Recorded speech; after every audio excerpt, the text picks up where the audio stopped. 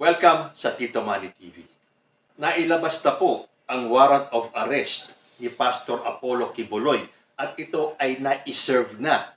Pero nawawala po si Pastor Quiboloy. Nawawala kaya or nagtatago? Akala ba natin ito ang gusto niyang mangyari? Ayaw niyang sumipot sa Senado, ayaw niyang sumipot sa House, ayaw niya sa mga hearing na to. Ang gusto niya, siya ay kasuhan sa korte. Ngayon na nagpalabas na ang korte ng warrant of arrest, nawawala naman siya.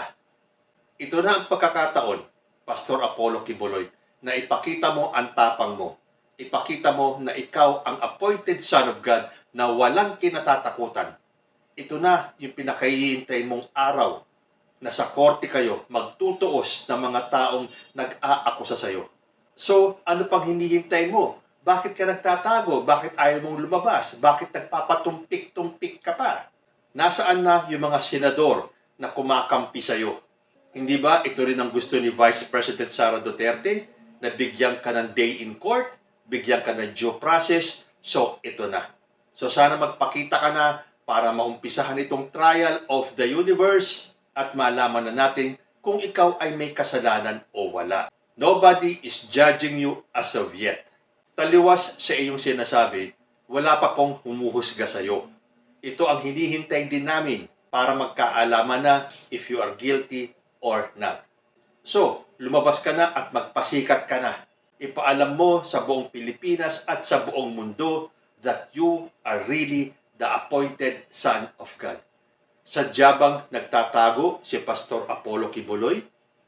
O natatakot lang siyang harapin ang katotohanan? Let's all watch this. Isang magandang araw po sa ating lahat. Araw na pinakahihintay ng taong bayan at lalo na ni Pastor Apollo Quiboloy. Matapos ng pananahimik ng issue na to, dahil nakatuon po ang pansin ng taong bayan dyan sa West Philippine Sea at doon sa peking pasabog ni Maharlika, parang natabunan po itong issue kay Pastor Quiboloy. Pero ngayong araw po, Davao Court issues arrest warrant versus Quiboloy. A Davao Court has issued a warrant of arrest against Kingdom of Jesus Christ leader Apollo Quiboloy and 5 others over charges of child abuse. Yan po ay ayon sa GMA News Online.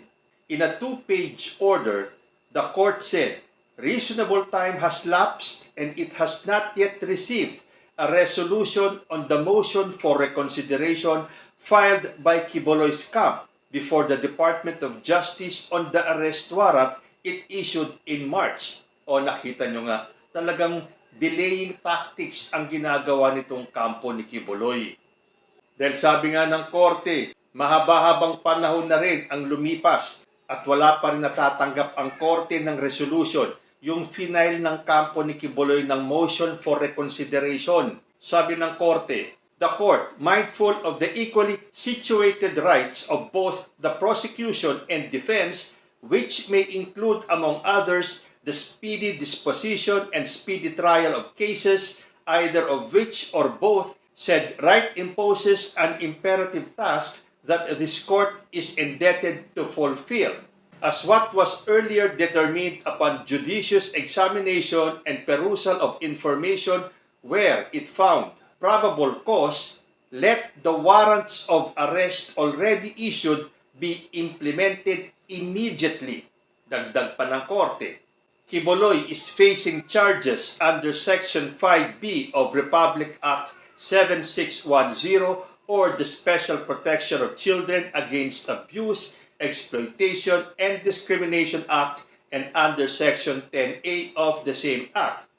Prosecutors said the bail was set at 180,000 for sexual assault and 80,000 for maltreatment. Kasama po ni Quiboloy na kinasuhan sina Jacqueline W. Roy, Crescente Canada, Pauline Canada, Ingrid C. Canada, and Sylvia Semani under Section 10A of RA 7610.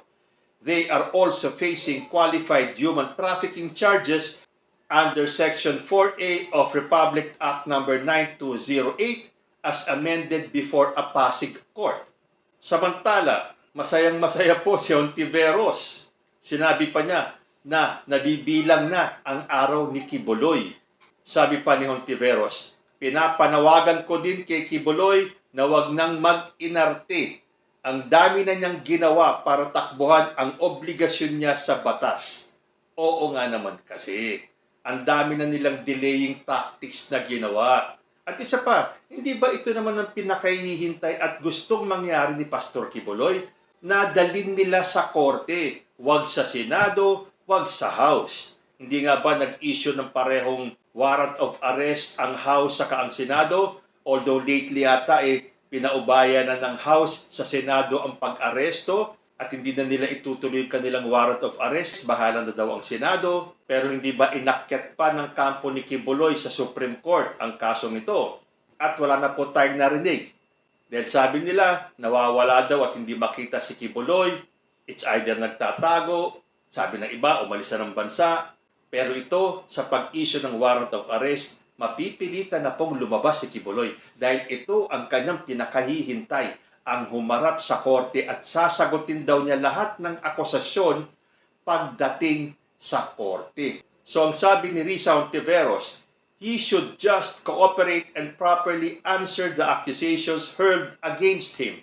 Kung walang kasalanan, hindi kailangang magtago. At siyempre, bukod sa warrant of arrest ng Senado at ang House, Kibuloy is also included in the Federal Bureau of Investigation's wanted list for his alleged participation in a labor trafficking scheme that brought church members to the United States via fraudulently obtained visas and forced the members to solicit donations for a bogus charity.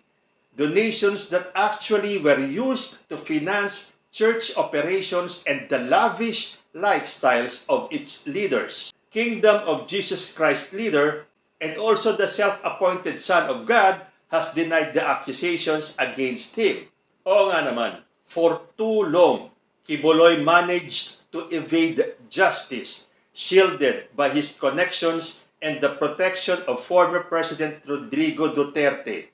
The fact that Kibuloy evaded justice for years raises serious questions about the network of enablers and powerful individuals who may have been directly involved in helping him conduct his illegal activities. Pero syempre, dahil sa kaganapan pong ito, hopefully, malaman na po natin ang katotohanan.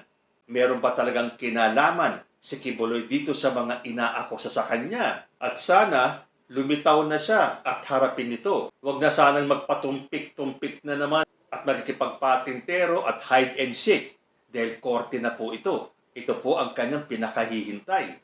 Kaugnay din po sa balitang ito, kapwa akusado ni Kibuloy sa child abuse case na aresto, dalawa pa sumuko. Sa bisa ng warrant of arrest, inaresto ng mga ahente ng National Bureau of Investigation Davao ang isa sa mga kapwa akusado ni Kingdom of Jesus Christ founder Pastor Apollo Kibuloy. Ayon po yan sa Radyo Inquirer 990 AM. Kinilala ang inaresto na sina punong Barangay Crescente, Canada ng Barangay Tamayong sa Davao City, samantala dalawa pa sa mga kapwa akusado ni Kibuloy ang sumuko sa NBI at ito ay sina Pauline Canada at Sylvia Simanes. Nabatid na nakapaglagak din ng piyansa ang tatlo para sa kanilang pansamantalang kalayaan. Well, ganun din naman sigurado ang gagawin ni Kibuloy. Magpapiyansa lang yan at maghihintay po tayo ng petsa kung kailan po mag-uumpisa ang hearing ng kasong ito. Kaugnay nito, sinabi naman ng Davao City Police Office na hindi nila alam ang kasalukuyang kinaroroonan ni Kibuloy. Well, as expected, hindi po ba matagal nang nagtatago si Kibuloy? Dinadaan niya lang sa voice recording kapag siya ay may gustong sabihin sa taong bayan. Pero ito, hindi na po siya makakapagtago dahil naglabas na po ng warrant of arrest. At kani-kanina lang po, Davao Police serve arrest warrant versus Kibuloy, co-accused in sex child abuse cases. So matapos pong mailabas yung warrant of arrest, na-serve na po yung arrest warrant kay Quiboloy. Although ang tumanggap po yata nito ay ang kanyang abogado na si Atty. Topacio. Sabi po dito sa ABS-CBN News, the Davao City Police served the arrest warrants issued by a regional trial court against Kingdom of Jesus Christ founder Pastor Apollo Quiboloy and his co-accused in their sexual abuse and child abuse cases. Officers went to the KOJC headquarters to serve the warrant. Quiboloy's lawyer, Ferdinand Topacio, earlier said they would prepare to avail of all judicial remedies and thus refrain from specifically commenting on the aforementioned issues out of respect to the courts. He urged other parties to exhibit some sense of common decency at long last by doing the same. Dagdag pa ni Topacio, without offering proof, that some powerful individuals were hell-bent on persecuting Quiboloy. Hanggang sa huli talaga, ha? Powerful individuals daw nasa likod and were hell-bent on persecuting Quiboloy.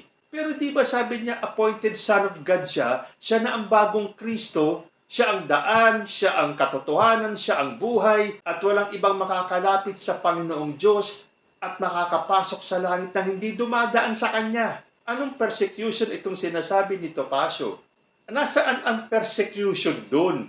Matagal-tagal naman na rin itong issue na to. Sa Senado, sa House, hindi siya sumisipot. At ang sinabi niya, idemanda niyo ako sa korte. Doon tayo magkita-kita, haharapin ko kayo. Hindi ba? Parang wala ako nakikitang persecution doon. Ngayon, binibigyan ka ng pagkakataon. Although binigyan ka na ng pagkakataon ilang beses, diyan sa Senado, diyan sa House, pero ini-Indian mo naman sila eh. Hindi ka sumisipot eh. So ito na ang pinakahihintay mo. Ang magkaharap-harap kayo sa korte. Aabangan po yan ng taong bayan. Hindi po kami mag-judge. Dahil ito nga ang hinihintay namin eh. Although ito po ay sa Davao pa lang. The Davao City Prosecutor's Office had also endorsed a complaint for qualified trafficking in persons against Quiboloy to the DOJ's main office. The information for qualified trafficking meantime was filed in Pasig City with respondents including Quiboloy, Roy, Crescente Canada, Pauline Canada, Ingrid Canada, and Semanyes. Dahil sabi nga po ni Justice Secretary Crispin Remulla, the Department of Justice is dedicated to the enforcement of our laws and the protection of our children from exploitation and abuse. So ayan, maghihintay po tayo kung ano ang magiging reaksyon ni Senators Robin Padilla, Amy Marcos, Cynthia Villar, Bato de la Rosa, Bongo tungkol dito sa arrest warrant na to. Samahan kaya ni Robin Padilla si Pastor Quiboloy tuwing may hearing? Tatayo kayang security ni Quiboloy si Senator Bato de la Rosa? Ano kaya ang magiging pagtatanggol ni Senator Amy Marcos kay Quiboloy? And not to forget, ano kaya ang magiging statement dito ni Vice President Sara Duterte? So ayan na, sa wakas, finally, ang pinakahihintay ng taong bayan at lalo na ni Pastor Quiboloy. Dahil sa kanya mismo nanggaling, bring me to court at haharapin ko kayong lahat dyan. So the court drama is about to unfold. Dahil mag-uumpisa na po ang court drama of the year. So ayan, hihintayin na lang po natin kung kailan lilitaw. Kasi wala naman po talaga siyang magagawa kundi ang magpakita at harapin itong kaso niya. Ano kaya ang magiging wakas ni Pastor Apollo Quiboloy?